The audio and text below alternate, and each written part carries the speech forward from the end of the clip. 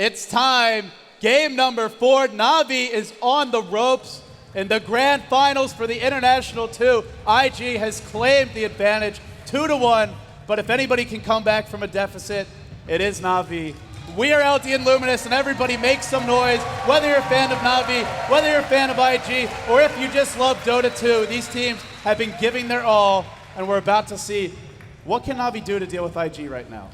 So much of the game actually happens in these drafts. You know, we know both these teams capable of having great plays. We know what Dandy can do. We saw what Faith could do in the last game, given the right hero.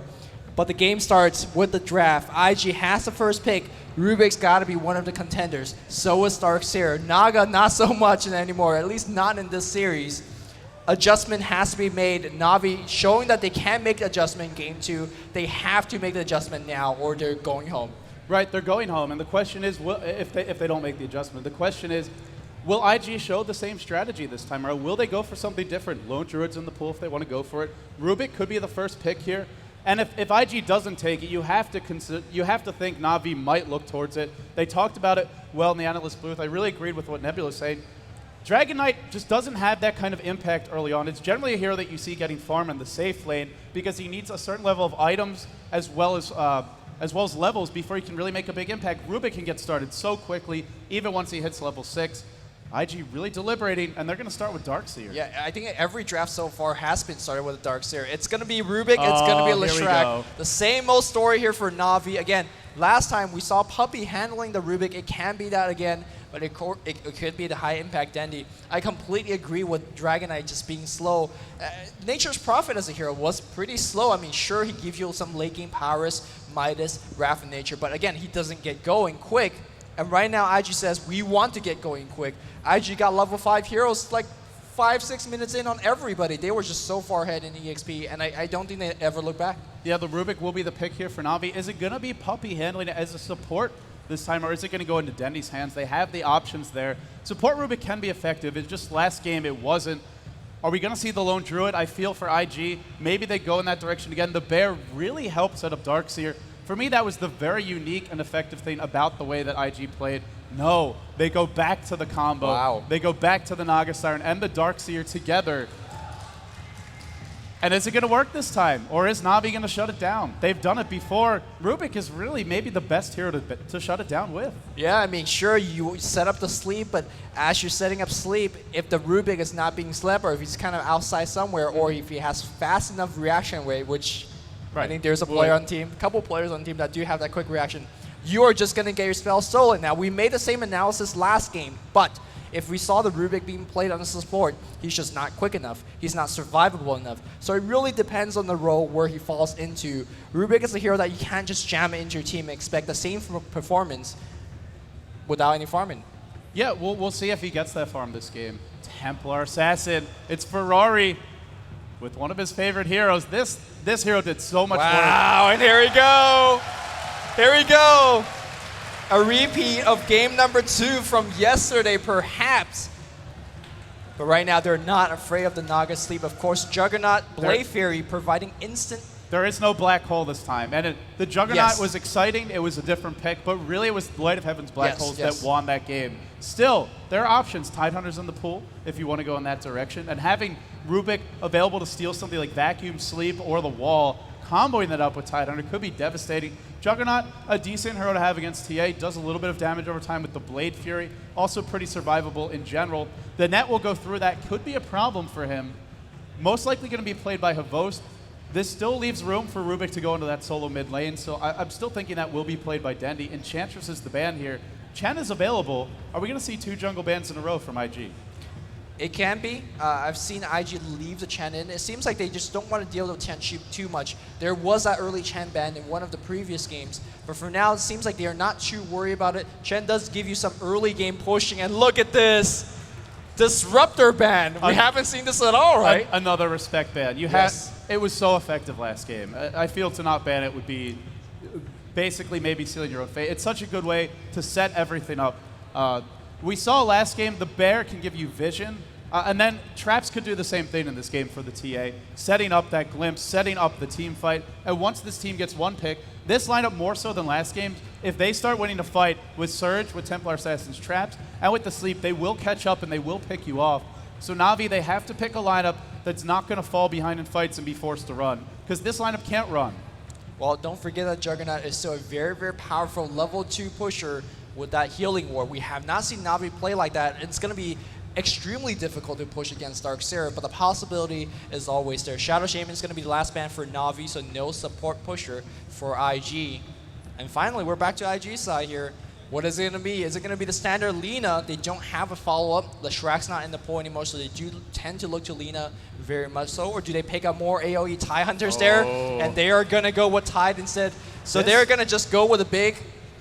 This lineup is very weak in the laning phase, though. They have, well, not very weak, but they have 4 heroes that are basically melee heroes. There's not a whole lot of control on this team. They could throw Darkseer in the jungle. They could have an off-lane Tidehunter, Naga in the safe lane, TA mid. But these are heroes that don't really dominate lanes by themselves generally. Yeah, they're very slow as well. You need level 6 on Tidehunter. We saw how weak that level 1 vacuum is on Darkseer. You gotta just max that thing. Of course, Templar Assassin, sure, she could do fine in the lane. She needs phase, she needs blink. That's a lot of farm and a lot of levels. And I'm not sure they have the time for it. If Juggernaut decides to push at level 2 or 1, is Darkseer Iron Shell enough to stop that push? I'm not sure. Where's the rest of the push going to come from right now? Na'Vi, they have a Leshrakt and a Juggernaut, strong pushing heroes, but what's actually going to tank the tower damage? They don't have that just yet. The healing ward, helpful to keep the creeps alive, but early on it's not going to be enough by itself. They don't really have an off-lane hero at the moment. Maybe they'll run some sort of aggressive tri-lane or dual lane. That's certainly an option for them if they pick something up that fits into that, but they haven't really tipped their hand yet. They have that option to push. Juggernaut is not a bad mid-game carry if you want to drag the game out, if you don't want to be overly aggressive early on. So I feel they have some options, but if you let Nagasar and Darkseer get enough levels, especially the Tidehunter too, it's going to be really hard to deal with it.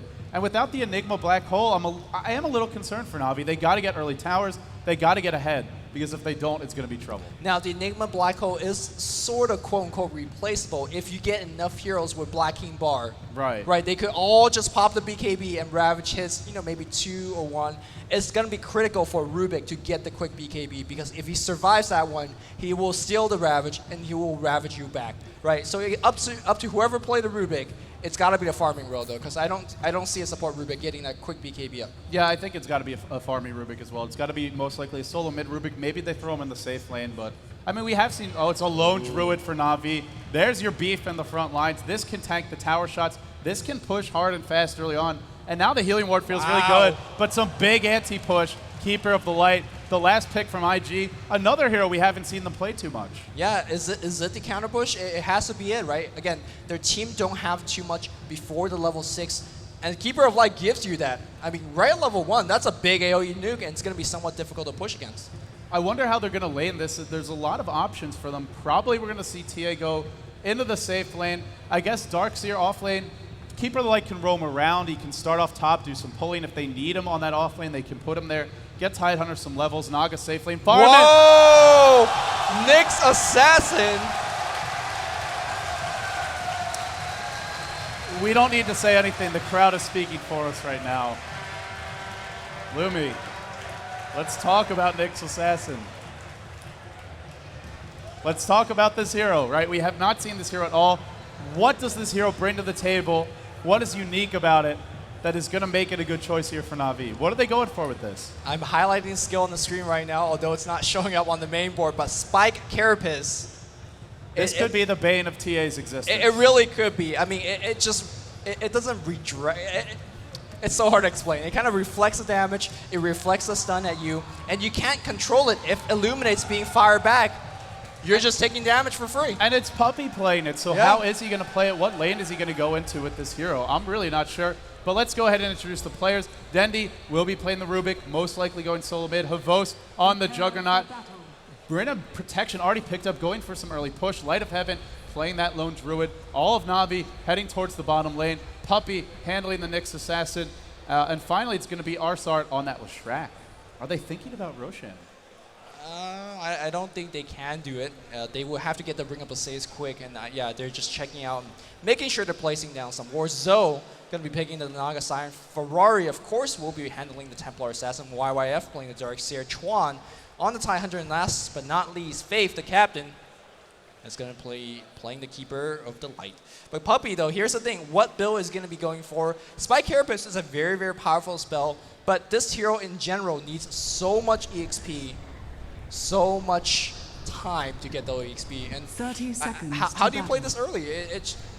This hero was recently remade. In his most recent iteration, before he got Spike Carapace, he had an ability known as the Scarabs that you could summon at level 1 from corpses. They provide an AoE silence. If you have really good micro, he can be played as a hard support, but with his new set of abilities, not having those Scarabs anymore, I feel he has to be given more farm, more levels early on.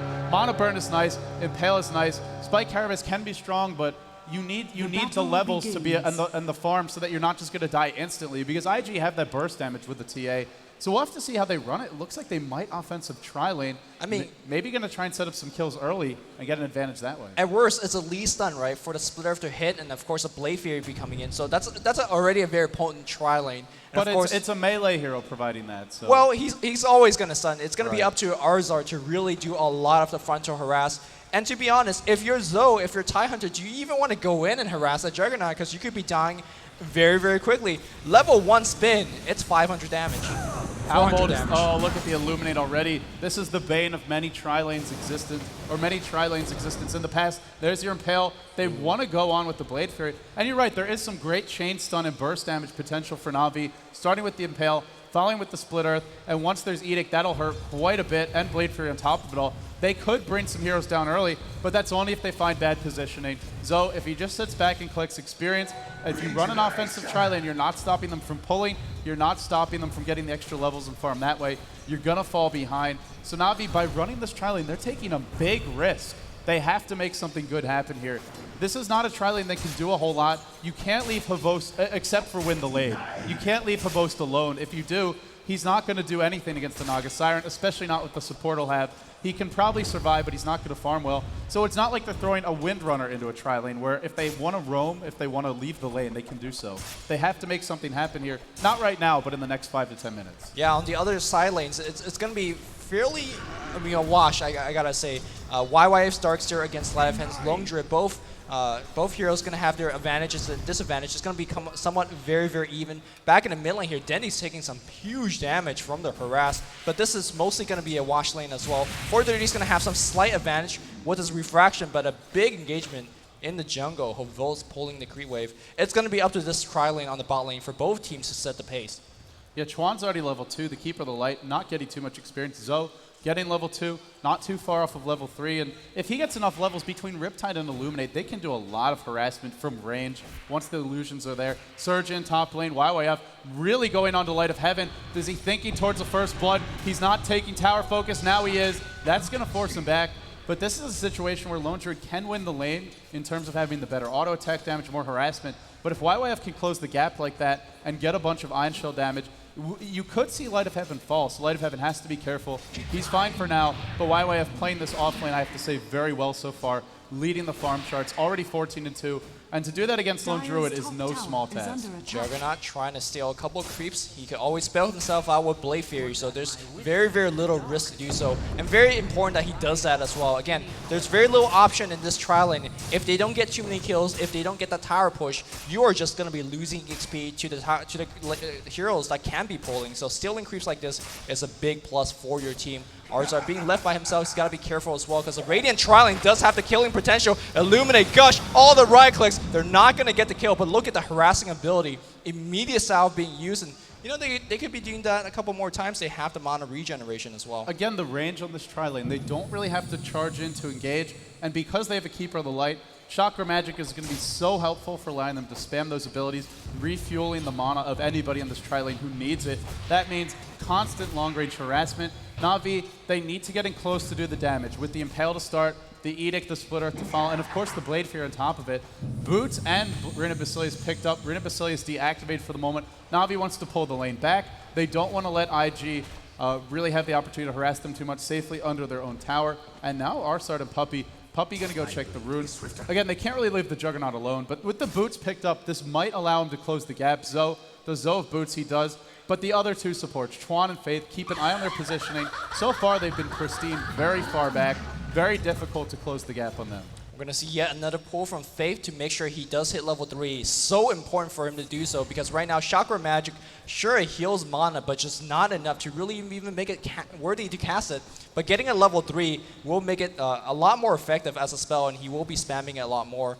And back on the mid lane, just passively farming. Both players looking for the runes. Dendi has it, and he's harassing the hell out of Ferrari. This top lane, both players are getting a ton of farm. Light of Heaven, the Bear, pretty good for tanking that Ion Shell creep, keeping the creep off of the tower as much as possible. Tower taking a little bit of damage, but not overwhelming amounts by any means. And Light of Heaven is getting a ton of farm. And we saw a really well-farmed Lone Druid can be a total game breaker. Faith, Illuminate, no. The creep jacked by Puppey, actually the splitter from Arsart, and that killing that Centaur is a big deal. Yep. Level 3 on Puppey, 3 on Leshrac, being played by Arsart and Havos. All of them are 3. And the tri-lane from IG, they're pulling, but Chuan and Faith are just not able to contest the pull. So I feel it's working out okay for Na'Vi. Yeah, this is a defensive tri-lane that's getting out-leveled. You never see anything like this. Again, it goes back to those 2 big camps being stolen by Juggernaut as well as his teammates. It's huge when when your Keeper of Light does not hit 3, and the enemies does. And at this point here, with level 2 stuns, even Naga could be in a little bit of trouble.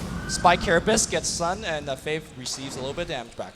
And this is something we could see a lot more of. Yes. You can see the Illuminate being charged up, so it's very easy to just hit that Spike Carapace right as it's coming in. You don't take any damage, you reflect it all back, and once it's leveled up, it will be stunning for a long duration. It's pretty powerful if the timing is there. And this is a hero I feel it will be much stronger in the LAN environment where we're on now, where there's no delay, because you really want to have quick reactions. It's a race for the top rune. Ferrari and Dendi both chasing it. They both want it. Do you want to be next to the cliffs? Oh, nice melt here. Oh, DD. Rubik grabs that one, and angrily Ferrari. Meanwhile, Dendi will toss him back with a double damage, trying to get some damage. He's going to chase up on the hill, balling up as he go, and it's going to just coming down to harass, but he did some big damage. And stealing that rune was huge. Already being level 6 is also very important. That means he's stolen Refraction. He's going to have access to it for the next bot lane, though, as we do again see more creep jack. I mean, Juggernaut, it's from... Oh, meanwhile, though, they're going to go run Havos. He doesn't have the magic immunity anymore. Wards gets dropped down. It gets canceled. Huge Illuminate damage, but it's going to be Zoe going down to the first blood. Anchor Smash. It's going to be a TP. Arzar solo. He's going to survive. Oh, it's going to be the slow on Havos. Oh, 2-man split, but it's not going to be enough. Arzar still on the run. Is he going to buy a TP to make it out? It looks like he is. He will escape. Great escape from Arsart, so they get first blood. They trade evenly. Overall, a win for Na'Vi. And most importantly, I feel they force a TP out of the TA, which means free farm for Dendi. Dendi off to a pretty strong start, winning that middle lane 29-20, and this is going to accelerate his advantage by a decent amount. Meanwhile, top lane here is still neck and neck. Light of Heaven leading by 6 creep kill, but that's just it. Now, trading a farm could be good for both players here. Quick mech or pipe on the Darkseer is huge, but you don't want Light of Heaven to be too farmed, so it's interesting quandary for both teams. Yeah, for the moment, it is going to be YYF putting some Ion Shells and creeps, trying to push the lane and get, and really just, that's the nice thing about putting Lone Druid up here is Darkseer is constantly pushing lane, but Lone Druid can farm it pretty easily, and it's a hero that wants to sit in lane, so it's okay to leave him here. They're both getting farm. Darkseer will be able to contribute a little bit earlier if there's a team play that breaks out. YYF already level 8. If he TPs in and drops a big vacuum, catching multiple heroes, that can ruin a tri-lane. Tidehunter, only level 4. If he can get Ravage up, IG, they're going to have this big this window of opportunity where Vacuum's getting some levels, where Darkseer's quite fat, where the Naga Sleep is online, the Ravage is there.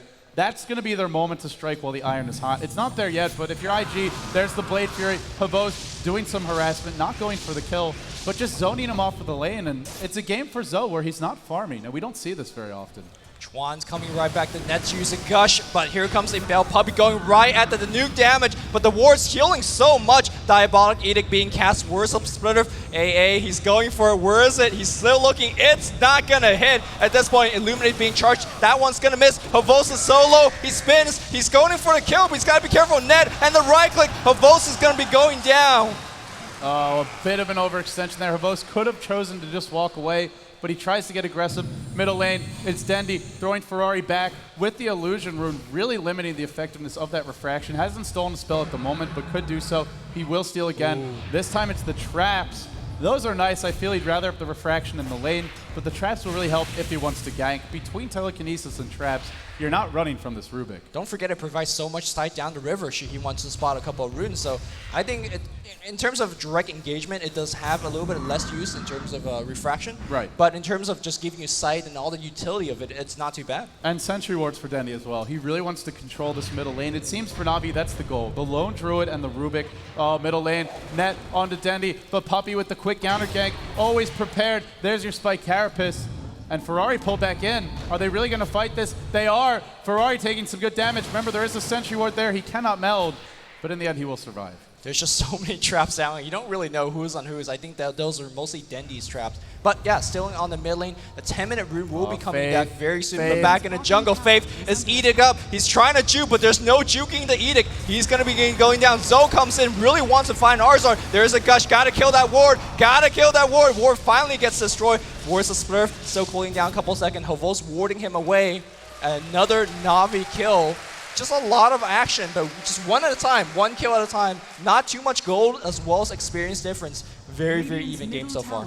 Dead even game right now. Ferrari on the bottom lane, impaled the net. Puppey held in place, meld, big damage. He will take a fall, but in comes Dendi. Telekinesis, stunning Zoe, jacking the rune, going in Fizz, and here's Havos. He wants some damage. He wants to get a kill. Naga Sleep does not affect that Juggernaut. Then he comes out of Blade Fury. It does wear off, and Zoe should escape, but forcing out a defensive Naga Sleep. That's pretty good. Oh my God. Dendi wants to steal something. The traps, no. Maybe he just wants to kill. Zapped. Big zap, and the Omni GG slash will be just burning refraction charges. Ferrari fighting for his life. Arzar still waiting. Here comes Faith. He's on his horse, but the slow traps, they're making it so useful. Illuminate brings Havos down to very low HP, has mana for one spell. He's turning it around. He wants to go for Faith. Arzar comes right back in. Mech up here. Oh, the quick mech, and it turns around again here. Arzar so low. One more right click. One more right click. Magic wand up. Still alive. The turnaround. It's done. He's alive. How is he alive? Surge up here. A little bit blocking the TP out. Is he going to make it? He's going to make it. What a play. What a play. Everybody on Na'Vi makes it out. No, in fact, in the end, Dendi did take a fall. That was the bigger kill, I feel. You do end up letting the Leshrac TP out, but this is a support off-lane, tri-lane Leshrac. Dendi, the solo mid. Although he dies, he does have a Staff of Wizardry, doing pretty well. YYF with the early mech, you can see the power of that, but you can also see the downside. He leaves that top lane, Light of Heaven, pushes it in quickly, getting close to a relic, and he's not rushing. He's got phase boots up, Marine of Regen on the hero, the Bear only Stout Shield, so not the biggest investment in those early game items, those cheap cost-effective items. But the relic is coming soon, and I really don't see how they're going to kill him right now. The TA is not that bad. Middle lane, Ferrari in a bit of trouble. There's your Blade Fury, and it looks like he is going to go down. The Edict, Refraction does nothing, and he takes a fall. Wow, that's going to slow down him so much. Ferrari trying to help out his team by ganks, but he's dying too much. He's not going to have a quick blink. And when we saw in game 2, once that blink is slowed down, it just does basically nothing. It just does not help. Do you actually want to blink in against Lone Druid and start a right-click war? It's not favorable to the TA. And if Lone Druid gets big enough, TA is not going to be effective because that Radiance Burn, once he has the Radiance up, it will remove Refraction charges quickly. Oh, Arzar taking some big damage. The Edict is up. Dendi is here, and maybe that's going to be enough to drive YYF back, vacuum in, Iron Shell, Telekinesis back. Where's that Split Earth? It's available, but he's just running. He's booking out of there. Now they turn to Dendi, and Dendi died. This is not a good trade for Arzar's living, and they will get the kill. That's momentum that Ferrari desperately needs. Chuan, he's level 6, and Ravage could be a tie turner here. I see what you did there. Right now, IG, they're so close with the Na'Vi squad, but it has to be said, right now the entire Na'Vi is flying 5v4. Light of Heaven has not participated in any single team fight, although he has to teleport to do so. And even so, right, Na'Vi's right in this game, and once Lone Druid joins a team fight with Radiant, it's going to be a big change. It's a dead even game, but I think for Na'Vi, because the Lone Druid is absolutely massive, and they're getting some farm onto Rubik, they have a lot of high-impact mid-game heroes. They're also in the Dire. They have a good team to go do Roshan. I think they're not in a bad spot right now. And in fact, I'd say they might even, considering the tri-lane, how difficult it is to find kills, they found a few. I think they're doing quite well. I mean, look at the big ganks that is coming up on the top lane. They realize that we cannot let Light of Heaven get too big. This is a big time to kill them off. They come up, but they don't want to go for it. Instead, they will skirt around to the mid lane. If they kill Dendi once again, that will delay the Force Staff by a big number of time. Here we go. Dendi is the prize here. And the trap, it will slow him down. The Gush, the vacuum backwards here. The Mel Strike, big damage, but 3-man impale. And now the the Ravage gets used. That's a free kill immediately. Puppey just have to back off. Again, killing Dendi so important. You deny his mobility, you deny further survivability so that Ravage, Song of Siren, or whatever spell won't get stolen. And now IG looking towards to take that tower number 1. Again, if you gank Dendi, you're ignoring Light of Heaven. He's been left unchecked in the top lane. Yes, he is the much harder kill, but he's also the hero that's going to do more in the long run if you leave him unchecked. Chuan did Anchor Smash after that Ravage, so no, Dendi will not be stealing it this time. He's going to have to wait for the next cooldown.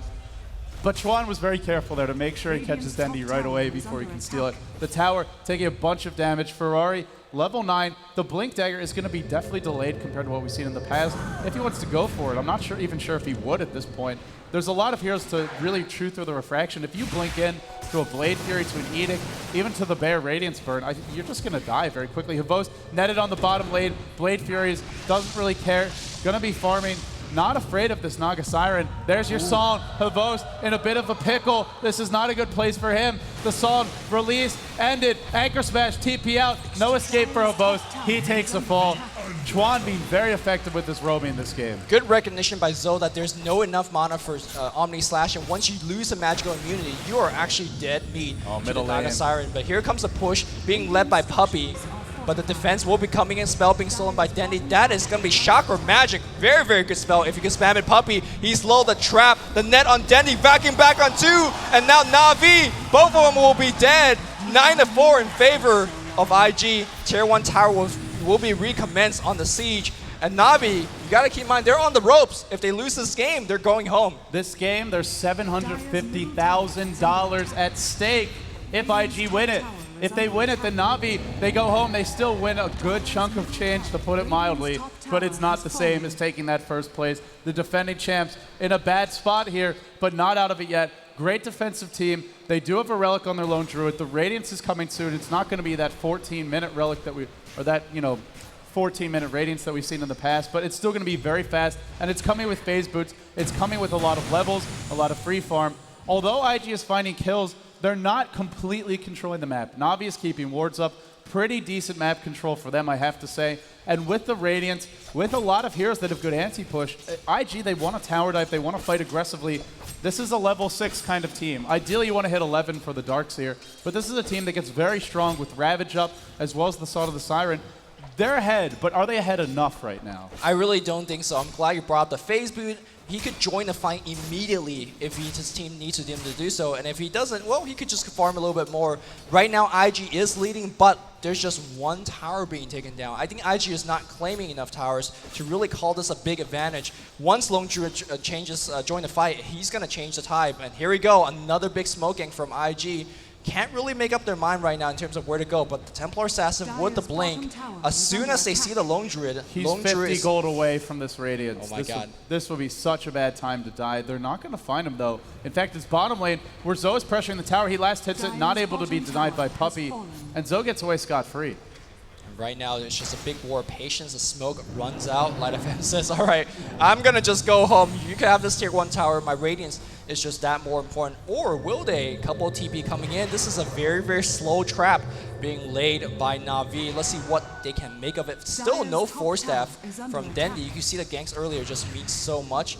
This is going to be a fake illusion that will be bring down. But tower, yeah, tower's going to be gone. And I think with the tower down, IG will back off. They still have the Ravage, and looks like they want a little bit more, but they won't find anybody. You know, how do you actually engage this IG lineup right now? Dendi doesn't have a Force Staff. If he can somehow steal Ravage, he's still so squishy that they probably can kill him before he can counter-initiate. Dendi's got to have great position. Maybe you start with Vendetta from Puppey, slowly creeping in. This could be big. Slowly creeping in. He sees YYF, initiation on YYF, telekinesis. Where's the Ravage? Toss back the roots, but the blink in, the Ravage, Anchor Smash immediately, nothing to spell. Dendi's done, Puppey's done, 2 dead. The net, Omni GG slash, no, YYF's still alive. He's trying to spin his way out right now, and Havos on the ropes. He's gonna be fine. and that's going to be 2-0. Oh, again, you're right. Here comes that bear. The trap. Light of Heaven in a horrible spot. Will he be able to get away? He will not. What a kill. Light of Heaven. They put so many eggs into that basket, and he's so easy to bring down. And with those kills, with this control, they can continue the push. They didn't even use the sleep there. They didn't have to use a sleep, the blink in for Ferrari to initiate. And the surge, I mean, they initiate on YYF, but he's very, very tanky. He's got Hood and a mech being finished. And now IG, they sense that they can take a big advantage in the game. Tier 2 is going to get destroyed. There was no goal lead early on. Now it's hitting 5,000-6,000 goal lead. IG is looking real strong. That means more item for Faith and as well as his entire team. If YYF finishes pipe right now, that's scary. It's a pipe, a mech, and just so much initiation power, so much frontline tanking power between the Templar Assassin, the Naga Siren, who is an ultimate or power trades, 1400 HP already. Of course, the Darkseid and the Tide, very tanky in their own right. So many heroes that can just dive into the fight, and the big damage dealers, the Templar Assassin and the Keeper of the Light, surprisingly deals a lot of damage. They can burst everyone down, and I think we're seeing the weakness of Rubik and IG really understanding how to deal with the hero. We saw they didn't play the matchup properly. They were very frustrated after that game 2 in the winners bracket semifinals, but Chuan's patience in that fight. He didn't Ravage right away. He made sure to catch Dendi before he actually engaged. Everybody's grouped up bottom. This is going to be a big fight. Smart Sentry Ward placement. There will be no surprising vacuum backwards Light of Heaven net on him right now. Oh, nice bounce back here. Blinding Light. Light of Heaven is taking so much damage. He will back off right now. Well, not the best wall usage, but still. Whoa. Bear. Come on, get it back. Get it back. Get it back.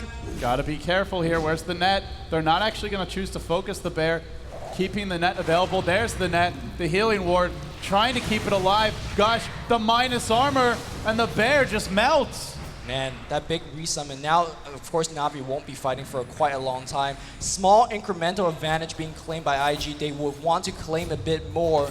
That tier 2 is going to be next. It's going to be next, and now you're trying to defend against a death ball. This really is a death ball. But between the Tidehunter as well as that Naga Siren Sleep, plus the vacuum, sure there's no wall, but they have so much else beyond it.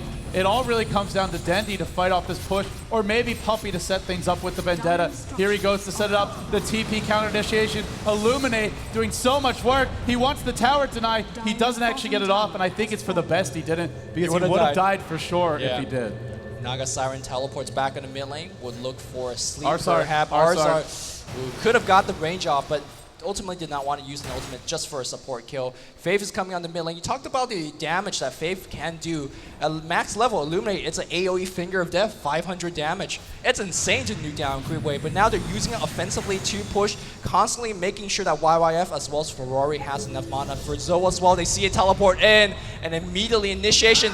They want Juggernaut, telekinesis up, the Mel hits. Look at how much damage. Nice blinding light, slowing down Omni Slash, dodging it, but no, he's gonna go down. Havos is just not tanking enough, and this now is on retreat for Ferrari taking damage. Oh, the sleep comes in, and the setup, the Ravage is available. Do they want to go? No, they're going to back off for now. No, yes, no. Zoe says, oh, don't leave me, guys. Oh, miscommunication from IG, and this could be the opening that Navi's waiting for. YYF's going to go down as well. That's 2. Dendi's looking for more. Still no 4-staff finish. That's going to be it. Look at how delayed Dendi's 4-staff is. He generally would have 4-staff and perhaps even a blink right now, and Arcane Boots. He just has that force. I'm shocked they didn't fight that. Chuan is a Blink Dagger and Ravage. They caught out the Rubik. Everybody was grouped up. I feel IG had an easy team wipe there. Perhaps it's still the shadow of the memory of the game that happened, game number 2 in that winner bracket semifinals. We keep on referring to it. Maybe they're just afraid of some magic happening, but they really could have taken that fight. They not only lose 2, they use a lot of their spells, and that means Na'Vi feels very confident. They're going to go into the pit. Ferrari, trap placed down, Illuminate splashes in, Zoe charges in, immediate entangle. They're going to maybe look to fight this. Blink in, Ravage on everyone. Dendi, no stealing the Ravage this time for him. Illuminate again. Puppey dropping low. Havos kills off Zoe, and Ferrari fights on. Blinding lights pushing everybody back. Ferrari, look at his damage. It's dropping so quick. Havos now wants to chase. YYF backing off. He was in the middle team fight to drop his pipe or mech. That was a huge blunder from IG. and that's allowing Na'Vi to stay alive for now. But the trap gets exploded in the mid lane. He bought back. He wants more. That's 1 kill. Backing backwards. It's the bear right now. They're not going to get any more hero kills, but they will get this tier 2, and that will be the last tower for Na'Vi. There's very, very little structures left for Na'Vi, and if they lose any more, it's a Yasha for Ferrari. Really wants that extra chasing power, not opting for the minus armor, the burst damage, the pushing power of the Desolator. Havost lurking on the high ground. But Havost doesn't really have many items. There's no Battle Fury on this Juggernaut. He's not really farming quickly. He comes in. Dendi wants to fight. Trap on Havost. YYF, not sure you want to focus this one. He's so damn tanky. There's the Impale. Puppey running back. Healing Ward gets dropped. Vacuum in on everyone. Illuminate splashes through. There's your burst damage. And are they going to fight or are they going to run? Nobody can make up their mind. Puppey taking a lot of damage. Ferrari in the front lines. Telekinesis. And it looks like Zoe will be the first one to fall. Arsar gets 1. Arsar wants 2. He gets 2. No, he doesn't. Yes, he does. Ferrari falls. How are they winning these fights? They're down so much XP, they're down so much gold, but somehow they find a way, and Roshan will be attempted. You gotta keep in mind that buyback was used on Ferrari. I do believe Naga also bought back earlier, and right now, the gold chart, it means nothing. The EXP chart, it means nothing, because Na'Vi is getting the Aegis, and they're making a comeback right now. Uh-oh. Arsar, this is not your base. Probably don't want to be here, or maybe you do. He's level 11. He is going to be stalling here. Nice job by him, securing that Roshan Aegis on the Light of Heaven. That is a massive swing for Na'Vi. Wow, they just pulled a rabbit out of their hat right now, but they got to put a couple more because right now, the gold and EXP chart, they don't lie. IG is still ahead, but perhaps a little bit shaken up. They're not as strong as they believe they can be. Like Keeper of Light, I mean, it's one of those tiers that doesn't scale very well into late game. Blinding Light's great, but Illuminate, Chakra Magic, these are not the spells you want to have 40 minutes in the game. We are actually approaching that fairly soon, so IG got to set somebody up. Naga Siren, he's got no farm, right? So at this point, what do you do as IG? The AoE Wombo combo not being perfectly set up, perhaps miscommunication. They want that last tier 2, and I think Na'Vi will be defending it too with their lives. And the tower's low, there is no glyph, but it's cooling down soon, and they had so much trouble in the last fight, and now there's an Aegis up, so even if you kill... Aegis is one of the best ways to deal with a team that relies on their ultimates to win fights. Those long cooldown ultimates, when they're down, if you have Aegis, you just come back to life and you get to fight fresh. And here we go, a smoke being used at perhaps right under a Sentry Ward. Let's see how does the Radiant team react. They're backing out for now. I just love the pickup here on Vlad's, by the way. A lot of Lone Druids, once they pick up the Radiance, they go straight into Assault Chris because they get a lot of farm. But right now, they need every little bit of item they could get, and Vlad's is one of the best way to do so. Gives armor to your entire team, which is completely relevant to Naga's Riptide, as well as the melee damage. So a very, very smart pickup here on Light of Heaven, adjusting to the game. Yeah, the armor will be very helpful against TA, as well as the other minus armor that the team brings to bear. So I like the Vlad's pickup. It's also a cheap item that helps you now. And because IG is building these aggressive items that go for mid-game timings, getting something that helps you now is better than trying to farm something big like the Assault Caress. It's a perfect pickup for the situation. Na'Vi showing so much poise for the amount of money that's on the line right here. They're still at a bit of a disadvantage, but it's a very slight one, and it feels like all the momentum is really going their way, and sometimes that really tells the tale much more than the gold graph, the experience graph, or even map control. Yeah, at this point in the game, we are just gotta look at the supports and how do they provide assistance to their team. I just talked about Keeper of Light and how that he won't do too much. Tidehunter will be extremely effective until the enemy team starts to pick up some BKB. We know what Darkseer can do. Should he pop the milk, should he pop the pipe, it will be basically the best support you could ever ask for. On the Dire side, I'm not sure how much Nyx Assassin is going to do. I mean, sure, there's some cutesy Spike Carapace, but unless he's redirecting like a big Illuminate or unless he's redirecting a Melted, for the most part, he's sitting there looking pretty and not doing too much. On paper, he's a great way to deal with the big team fight ultimates, the AoE, because you're almost guaranteed to get that Spike Carapace to proc and do some decent damage. But there's a lot of follow-up spells. It's only going to block that first damage instance, not all of them. So I think at this point he is very much a utility hero. But perhaps that's enough for Na'Vi, just giving them an extra stun, giving them some initiation potential with that invisibility. And for the moment, IG, they do have a gem up on Faith, but Faith is very squishy. He could be brought down. And I feel this is more for map control than actually spotting out the Nyx Assassin. Tower is denied mid. Na'Vi don't really need this tower for the next, for the next 5 to 8 minutes. In fact, it's more like 7 to 8 minutes. Roshan's not going to be up for a while. But they do lose another outer tower. They're now out of those outer towers, so it's going to be harder to fight. And if they get caught out, they can't run away as easily. Now, one thing for Na'Vi fans to watch out for is the comeback mechanic about towers. If you're not dying right about now, you see all these 5 exterior towers on the IG side.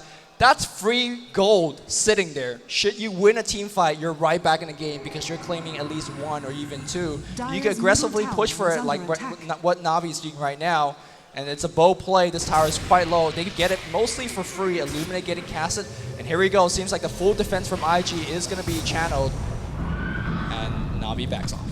Na'Vi backs off, and the pressure comes in. IG giving Na'Vi a taste of the the medicine we saw from Na'Vi in game number 3, even though they went on to lose that game. The split push, the stalling right now. It's not that they can't necessarily take a fight, but they're happy to go for trades. They're happy to try and control the map and pressure Na'Vi. Na'Vi grouped up bottom, looking to push here. Ion Shell onto the creeps. YYF backing in on everyone. Just harassment. And the anti-push of this team, Illuminate, is so underrated in that respect. Again, 500 AoE damage, AoE Finger of Death if you want to look at it like that. It's just completely insane. And he will have the mana to do it until the light comes down in Banner Royal Hall, home of the Seattle Symphony, I might have to add, because of Chakra Magic. He could do this until Na'Vi wants to back off. And you do see, like, they just realize there's no way you could push through the Illuminates. Yeah, and it's not just that. It's also they have to back because Top's pushing in. Zoe is farming the jungle. We saw Zoe sitting on Ultima Power Treads, a bottle, Magic Wand, these basic items for a while. But he's now added 3,300 gold into the bank. What do you go for here? We've seen Linken's a lot in the past. I'm not sure if that's the choice you want to go for. There's just so many single target abilities that will remove that Linken's. And it's kind of, as well as the Entangle can, the first time it procs, it will proc the Linken Sphere. So I'm not sure that's what he's going for. Maybe it'll be a Manta style. Yeah, I think I like the Manta style a little bit more. Linken Sphere is not bad. Don't get me wrong here. It will block the telekinesis. It will block the spell steal. You don't want them to steal your sleep. Right. But for the most part, as I say that, of course, right? Linken Sphere is bad, but here comes Linken Sphere. So, well, we are all learning here. It's not bad. The reason that we see players go for Linken Sphere is because they want to make sure they have a very good chance of getting the ultimate off in team fights. It makes sense. It's just an item. You get it to help deal with certain spells. But if the enemy is really coordinated and they're really good about casting multiple single target spells quickly, you can be brought down even with this Linken Sphere. So it's not guaranteed that it'll get his ult off. It just improves his chances. Yeah, furthermore, it doesn't provide you too much. Illusions don't get too much stronger. The mana regeneration as well as the HP regeneration, again, not too important. At this point, you can see that Na'Vi doing the same thing that what a lot of Chinese teams do. As your carry is farming it up, the 4 supports try to go set up some ganks. We have not talked about Havos too much. He's kind of the forgotten man here. A lot of attention paid on Lone Druid. How is he going to scale into a late game? I mean, really at this point, Havos is not going to bring to... I feel this hero doesn't offer too much aside from the Healing Ward. The Healing Ward is very potent. Blade Fury really doesn't do much later on, especially against the pipe and a mech. The Omni Slab can do big damage, but you need items to do so. What he is a kind of a frontline tank, someone who can soak up damage, provide some utility towards the team, but it really is going to be up to the Lone Druid, Light of Heaven, with the Hyperstone now picked up to do the dirty work, to do the big damage in these team fights. Havos, he's providing utility, but he's not providing damage. He's not going to carry the team. It's not that he necessarily needs to, but he's definitely not going to do it. Yeah, if you notice that it's been a while, Lone Druid has been putting a lot of his item, in fact, most of his important item, onto his hero. Now going to go right back to his bear. Just making sure that if your bear dies right now, you don't lose basically 7,000 worth of gold. Right. He's switching around, and here we go. Vacuum backwards, YY gets stunned by the Spike Carapace.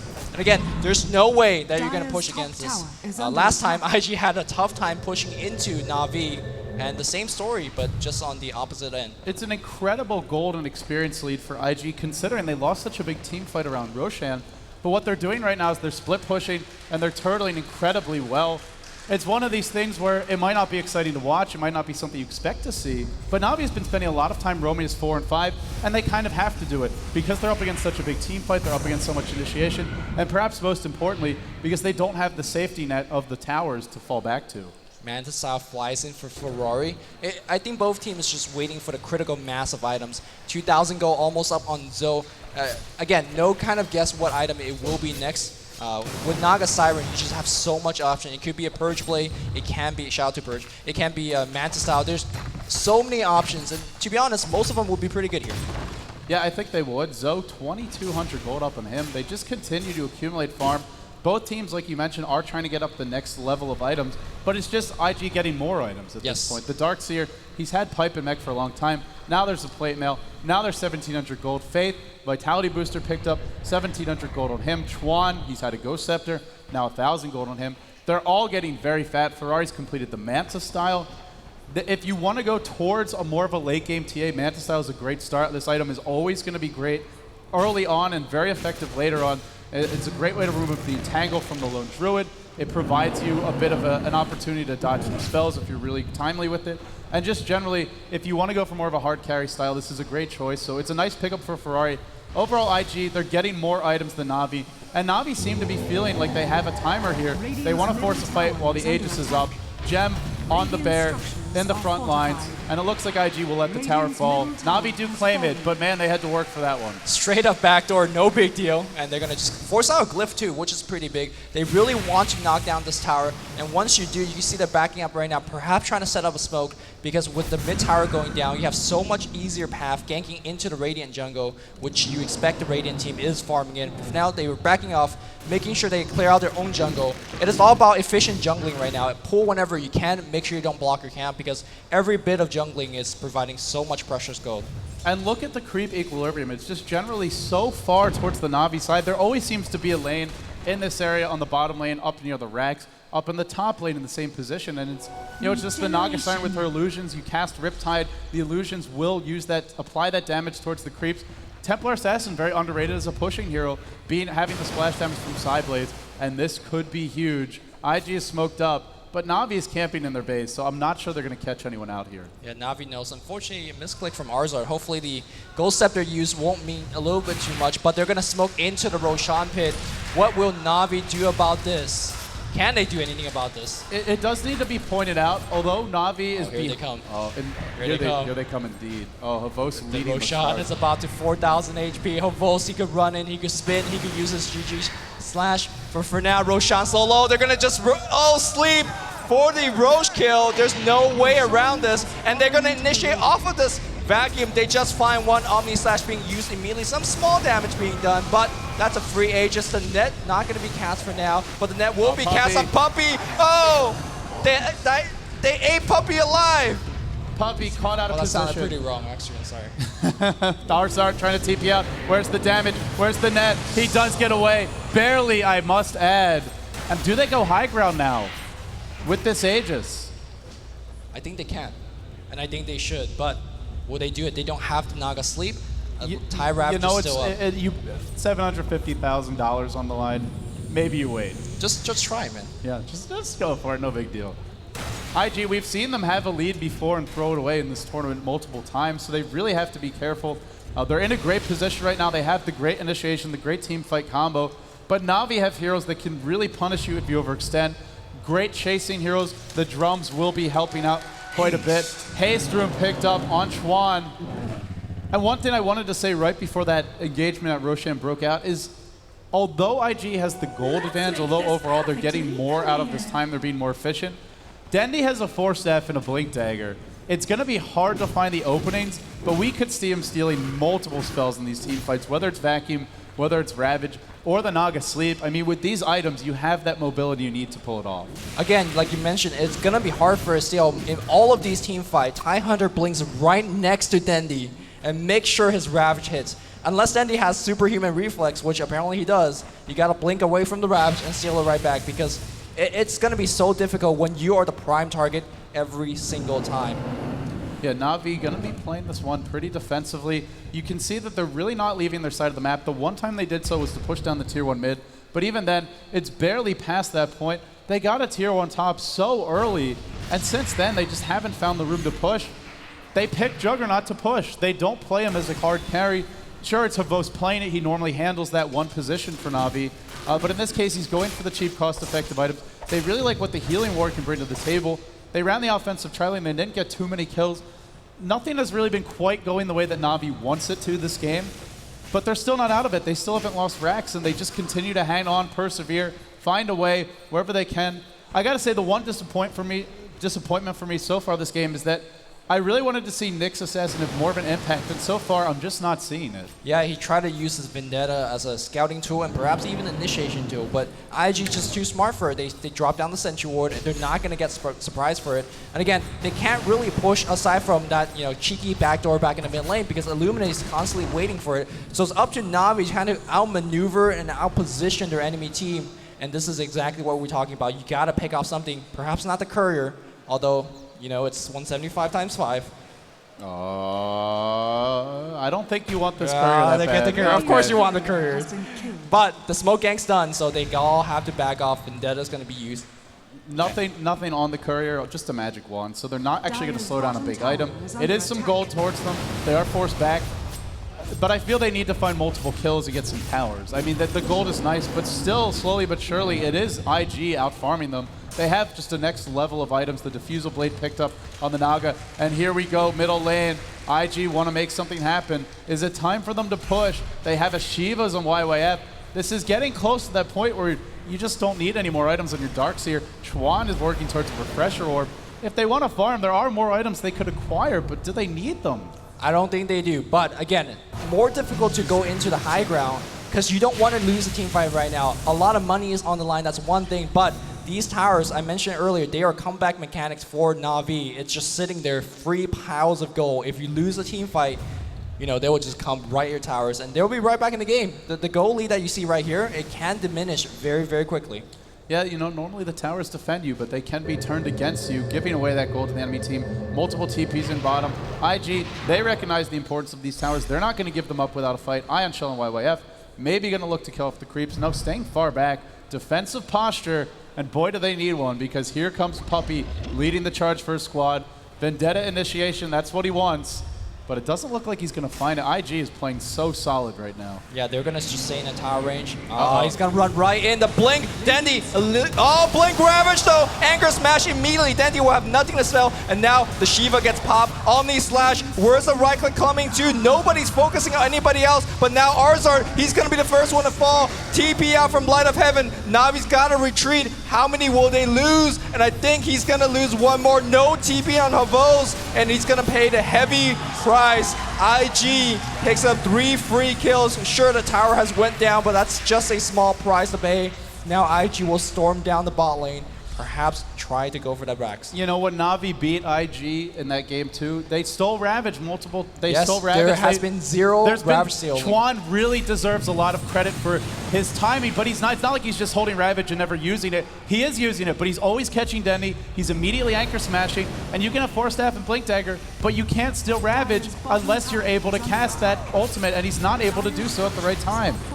Here we go, slow siege from IG. They know how to run this one, but they see the lone drip back, so they'll back off. Na'Vi stays alive right now, but just barely. IG, just the patience from this team. I mean, how many teams would just, we have an advantage, let's charge up the high ground. With this much money on the line, maybe not, but it's so easy when you're getting ahead to get confident. We saw Chuan jumping up and down with excitement every time they win a fight. He jumps out of his seat. But they're being very patient, and that's really what you need to do at this point, because Na'Vi is waiting for a mistake. They might try and force one, but mostly they're just waiting for you to make one, because that's the position they're in this game. That's what they have to wait for. Light of Heaven has picked up a Ghost Scepter on his hero. Assault Caress complete on the bear. He is quite big, but I still feel IG have the lockdown to deal with him. Here we go. Na'Vi will be trying to set something up on the bot lane. The Illuminate already waiting for them. See a creep wave, and that thing is gone, but the bear will be tanking on the front line. The vacuum here on Arzard, the net. He has a Ghost Scepter. Will he be using it? Just defensive nuke being dropped out on both sides. He's still in there. Oh, they kill the bear. They might even go in here. The bear in the front lines. If it dies again, Na'Vi is screwed. They have to fight this one. The bear taking a lot of damage. Impale into Ferrari. Vacuum in. The wall gets dropped. The wall gets stolen. Dendi steals it back. Illuminate as well. Where's that Ravage? It's cooling down. Light of Heaven running. Ghost Scepter used. Still surviving. Aegis pop. Illuminate again. Chuan. Ravage in 5, 4. And he's going to look to get it off. Will he find it in time? There's the sleep. It cancels 2 TPs, and the Ravage will follow. No spin for Havos. Oh, Havos is going to get picked off. IG radiating with confidence, and Na'Vi in dire straits right now. Their base is about to fall. I see what you did there as well. Yeah, the Ravage was used there. The wall was used as well. Dendi, he steals the wall. It's a great spell to steal, but it's not Ravage. It's not Ravage. And also, they're so big that it just doesn't do that much. They're also so maneuverable. They don't really have to run through the wall. It's difficult to place it without vacuum to set up as well. It's not as good as Ravage because it requires that vacuum on top of it to be ultra effective. And now IG looks to breach high ground, looks to claim Rax, and if they claim this Rax, they just may claim the game. That they could be the champions for this tournament, guys. It's all riding on this push if they choose to push, but they're not going to. Na'Vi, generally a very magical team. They gotta get some. They need about 20 tricks to get out of this one. Roshan, it's back very, very soon. IG, because they have huge map dominance, they will be claiming that one. Traps on the high ground to detect wards. There was none there. And again, trying to push every single wave. Here's a late game advantage when you have the Keeper of the Light. You can send a carry on the top lane, and because of recall, it basically have the morphling ability to global push. Such a powerful ability and often underrated by non-Keeper players. Yeah, and it really it complements what they want to do, which is pressure all the lanes in preparation for that next Roshan, which is coming back soon. And then if Na'Vi chooses to fight, they're going to be taking damage on their base. Daedalus is up on Ferrari. That's big burst damage for IG. And if they lose a fight with the creep waves pushed like that, they're probably losing the game at that point. So that's Keeper of the Light. He does have utility. He has a lot of weaknesses as a hero, but we're seeing a lot of his strengths in this game. If this pick ends up working out, that it's Disruptor and Keeper of the Light, two pairs we didn't really expect to see from IG of all teams, but they're making them both work. Na'Vi really want to force something bottom, but look at IG. How do you force something when they're sitting this far back? Yeah, they're forcing Na'Vi to make the offensive push, and they have to because this game is running out of time for them. Lone Druid is not going to out-carry, and I can't believe I'm saying this because Naga Siren generally gets out-carried by Lone Druid, but Naga and his team. But with this squad backing him up. With a squad, and that's the big thing to point out here. The net worth, he's by far so much more ahead, and oh my god. And apparently we do have a player who's lagging. One of the very few pauses we've had for this event. Lumi, this is a tough time for a pause. Everybody take a deep breath. I lost my breath for a long time ago, so there's no deep breath for me to take. You're losing your breath. I'm losing my voice. This must be a pretty fantastic tournament. Hopefully nothing really goes wrong. Yeah, still trying to figure out what's going on in the booth. It looks like we might be getting back underway soon. Players talking at the moment. Na'Vi is really pushing here. Pushing into this team, it has to be said, that's a tall order. Let's talk about how many ultimates on. That's a key point to point out here. We do have Chuan's Ravage up in 5 seconds. It's up. Right, we do have the Refresher Orb soon. And every other ultimate is back on. I mean, at this point in the game, you do expect the Naga Siren ultimate to be on. So she could just start in. That Lincoln Sphere does so much at this point. There's going to be no canceling the spell. And at this point, what will stop that team fight? There will be no stopping of team fight. Na'Vi just have to dance around.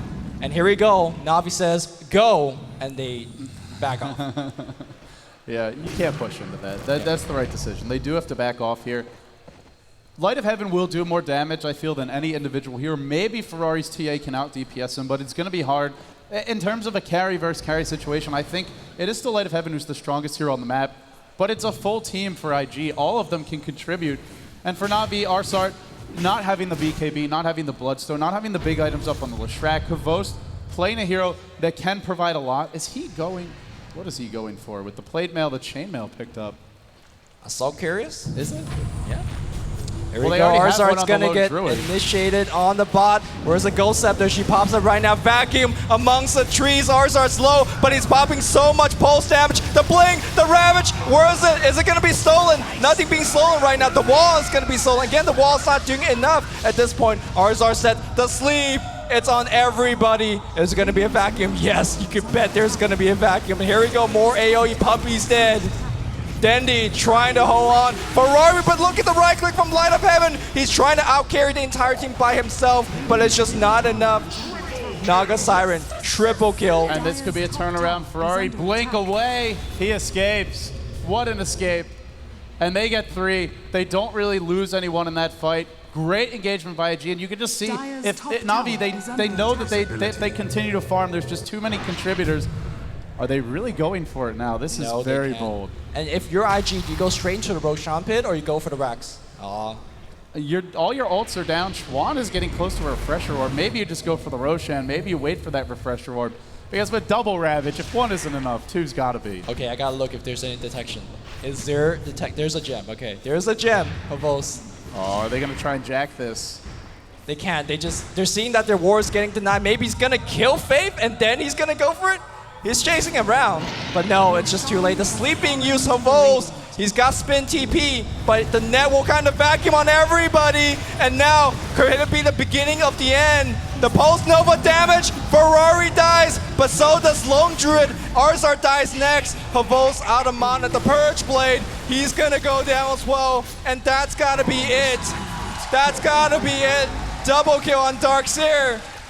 The defending champs on the verge of going home. Illuminate, that was the big damage in the fight. It's the hard support, the Keeper of the Light in the end. There were so many other sources of damage, but there's a buyback from Light of Heaven.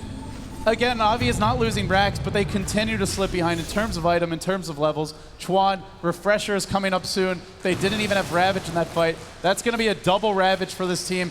And you're setting it up with a Shivas, a Vacuum, the wall from Darkseer. I just don't know how Na'Vi can turn this one around. Navi's gotta steal that Ravage. They gotta steal it. They just have to. I'm not sure even if it will matter at this point, but that wall being stolen is not going to be enough. Again, credit to Chuan, always finding Dendi. Dendi generally very, very elusive. But this game, it seems like he's wearing a bright yellow color and he's always getting detected. Chuan's probably pretty good at Where's Waldo. Yeah, he really would be, but no time for humor, at least not for Na'Vi, because tournament life is on the line. And Lone Druid, you can see that he's been dealing a lot of damage throughout these fights, and even with the Ghost Scepter, the survivability is just not there because there's just so much lockdown. It doesn't look like it from a team, but the vacuum's always there. The traps are constantly a menace. Don't forget about Blinding Light. It just pushes everybody away and often towards the Naga, and you don't want to be anywhere near that Naga. Yeah, and right now they still have the cheese up. The Aegis, I believe they still... Yeah, they do have the Aegis on Zoe, so they didn't really lose anything big in that fight at all.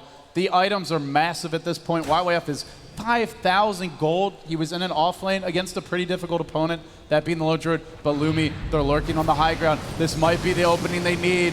Here we go. YYF could be a good target, but the sleep! You can't initiate on Naga. She just sleeps and everybody gets out. It's always going to be fun in terms of IG, and that's why it's so difficult to play against Naga. And it's a 1-minute cooldown at this point. She is level 20.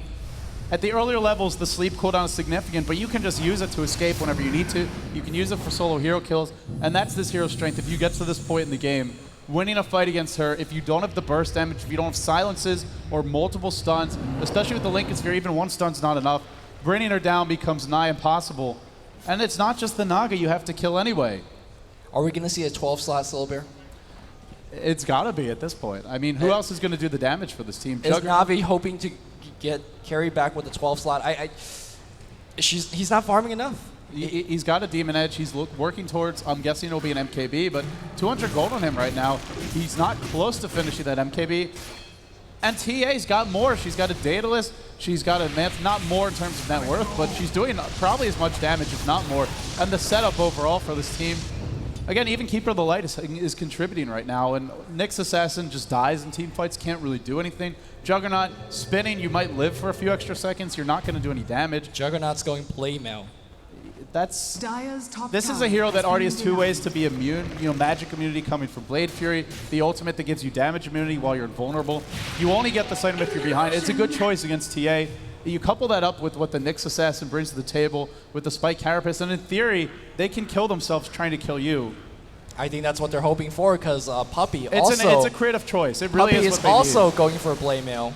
But will they have the time to finish this? And they're also cheap and cost-effective items. So Puppey's trying to initiate. There is a gem on the ground, so it's got to be very, very careful. And there's a heart on Naga right now. Oh. They're never killing her. The bear, look at the chop, chop, chop. 2 chop, and the bear is so low at this point. They see Puppey. Puppey, oh no. Puppey's got to run. Omni Slash being used. How much damage has it done? Not enough. Ghost Scepter, the ward gets dropped down. Oh, the Playmail being turned off. They won't right-click. The Ravage #1. Oh, the Sullen. Dendi, can they get off the Ravage #2 Tron? No, he can't. No, he can't. They needed the Ravage. They got the Ravage. Navi's back. Somehow, they're back. They got the Aegis, and here we go, the bear running away. Where's the hero? The hero's so low, he's on the way out, but now Puppey, he's got no mana. He's trying to right click. Then he's got the Ghost Scepter, but he's Purge. He's done. And Naga with the heart, full HP, with the Manta Sao. I think by herself, she's going right in. She's trying to win the game for her entire team. She's got a strong back, and she's got a lot of arms here. This is a big army, but the TP in from Havose. You can't man fight against Havose, against Zoe. Zoe kills him off. Na'Vi on their last legs. Desperation time for them. What can they even do at this point? If they had buybacks, they would be using them. In comes Light of Heaven. YYF taking a lot of damage, but he's okay. TP in, vacuum in. Dendy doing everything he can to bring his team back. Will it be enough? Light of Heaven dropping low. Do you want a tower dive here? Telekinesis on 3. Dendy playing out of his mind, but I just don't know if it's enough. Oh no, the Purge Blade keeping Light of Heaven locked down. So low, one more Riptide is gonna do it, but he's not gonna make it back to the base of Rax. They still stand, not anymore. The last right hit for Ferrari, the slap being used, and IG, they retreat. No more following at this point. With one Rax down, Na'Vi won't give up for sure. Blink Lincoln Sphere, that's what's good for, and here we go. The Illusions will be chasing Puppey back. With one Rax down, the game still stands. There's actually not, it's not even any big deal at this point. If this was any team except Na'Vi to be behind this much up against this team fight combination, Dendy did manage to steal Ravage. Blinks in right as the waves ripple out, just dodging them. It's almost like he was bobbing and weaving past spikes jutting out of the ground in real life, and does steal it. But that was stealing the Ravage, and they still lose Rax off of it. Yes, there was an Aegis, there was a Cheese. Well, the Cheese is still up on Ferrari, in fact, so they still have the Cheese to work with. And we didn't see the double Ravage. Not at the right time, not in combination together from Chuan. So if they get it off, I feel that might be all she wrote for Na'Vi. Na'Vi, they've been fighting so well in this game. Dandy has been spectacular, but he's fighting from behind, from a deep deficit. He really is fighting for behind. Puppey's got strats against Naga, but how ironic would it be for the Naga to do him out on the last game? Nobody's giving up on Na'Vi just yet, at least not me. They aren't the defending champ for nothing, but here we go. Another team fight, another very, very sad team fight might be incoming soon. You can't count the squad out. They could be down 50,000 gold. Every hero could be sitting on bracers, and they'd probably still find a way to surprise us and impress us. But this might be all she wrote. They're smoked up. They're grouped up. They want to set something up on the top lane. The Rax, the tower, tier 3 top does go down. That Rax is exposed now, and the melee barracks, there is no glyph. If they lose this fight, if they lose another fight, Na'Vi are definitely going to lose 2, if not 3 Rax, and that will probably be the game. So somehow, some way, this squad has to pull together as a team and get some pickoffs. They probably don't want to fight in the base. Entangle into Zoe. Here we go. The Ned, Light of Heaven, down to half HP instantly. The question is, does he have buyback? And the answer is no. Rav number 1, is it stolen? It's not. Yes, it is. Dandy, no, he gets hit by the second one. And no, Naga Zoe, he's trying to fight everybody out. Volt's right-clicking away, but he can't take everybody. Chuan's low, but Na'Vi players are dying. 3's dead. GG's called. GG is called. IG is your champion for International 2. They're going home with a million. Going wild. Oh. Everyone hugging the Chinese flags come in. The pride on this team, the composure on the big stage. They take down the defending champions, and they come out, and they are celebrating. The flags being waved, hugging Na'Vi. Respect between these two teams.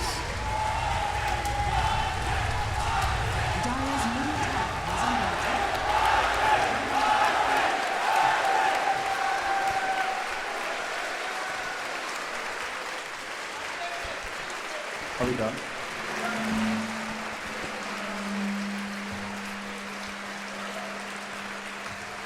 So please join us. We're actually having a party afterwards, so join us in the lobby. But first, let's congratulate all of the teams on an incredible tournament.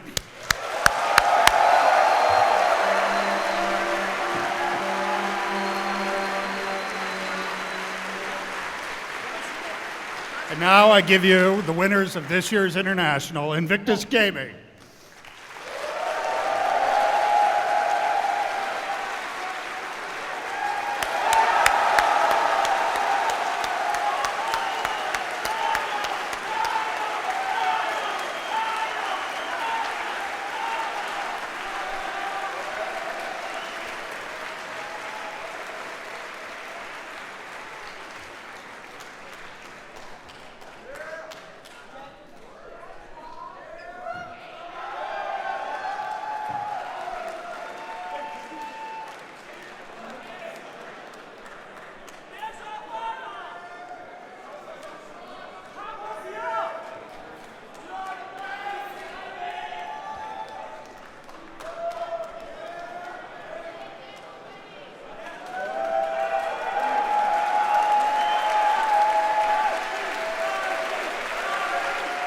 3-1.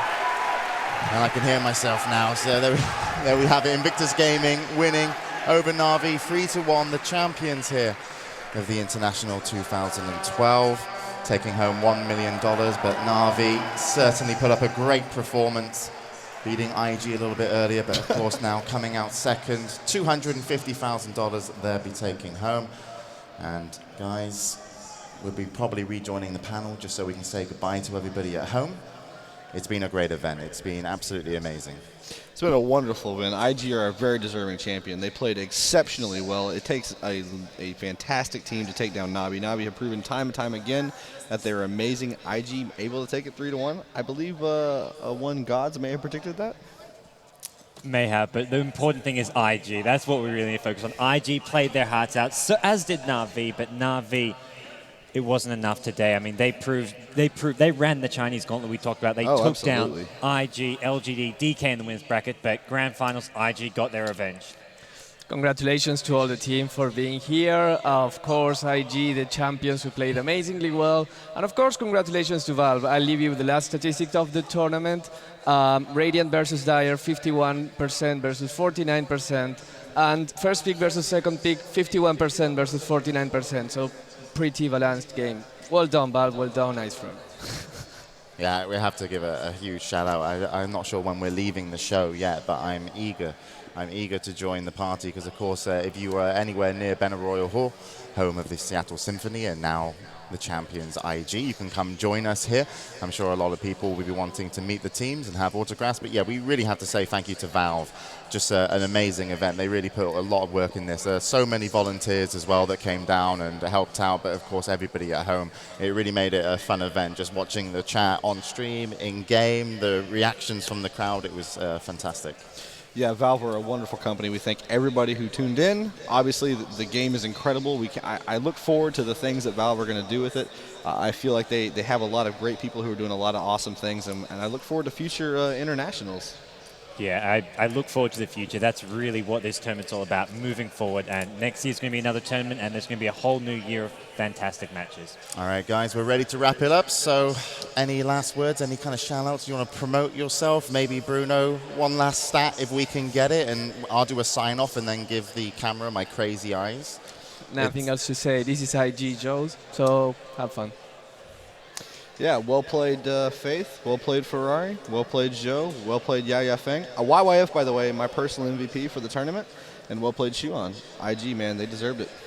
Yeah, fantastic from IG. And a big shout out to the 15 other teams who could not make it to that $1 million prize pool. All the teams who came, all the teams who couldn't, in the case of MUFC, World Elite who are here as a backup team, everyone who made this possible. And yeah, thanks everyone for tuning in.